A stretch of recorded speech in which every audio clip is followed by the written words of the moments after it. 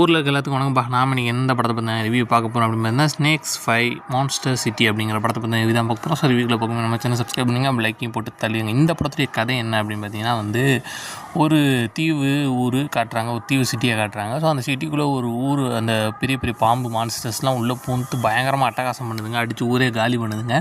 So அப்போ நம்ம hero ஜெயிலில் இருக்கார். ஸோ இந்த பிரச்சனை டைம் இப்படி ஒரு ப்ராப்ளம் போயிட்டுருக்கனால அவர் அதை யூஸ் பண்ணி ஜெயிலேருந்து தப்பிச்சிடுறாரு. ஒரு கட்டத்துக்கு மேலே அவங்க அம்மாவையும் காப்பாற்ற வேண்டிய சூழ்நிலை இருக்குது. ஸோ இந்த மான்ஸ்டர்ஸ் எல்லாம் அவர் எடுத்து சண்டை போட்டார். அதுக்கப்புறம் என்ன நடந்துச்சு அப்படிங்கிறத மீதி கதையாகவே எடுத்திருக்காங்க.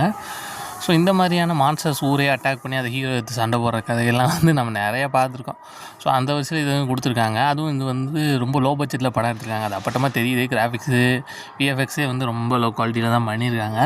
பட் இருந்தாலும் இந்த ஆக்ஷன் போர்ஷன்ஸ், இந்த மான்ஸ்டர்ஸ்க்காக ஒன் டைம் ட்ரை பண்ணலாம். ஏன்னா இந்த மாதிரி மான்ஸ்டர்ஸ் மூவிஸ்லாம் எனக்கு ரொம்ப பிடிக்கும். நான் தேடி தேடி பார்ப்பேன். ஸோ அதனால் ஒன் டைம் ட்ரை பண்ணலாம். இது எவ்வளோ ரேட்டிங் கொடுக்காமனா 5க்கு ஒரு 2.8 கொடுக்கலாம்.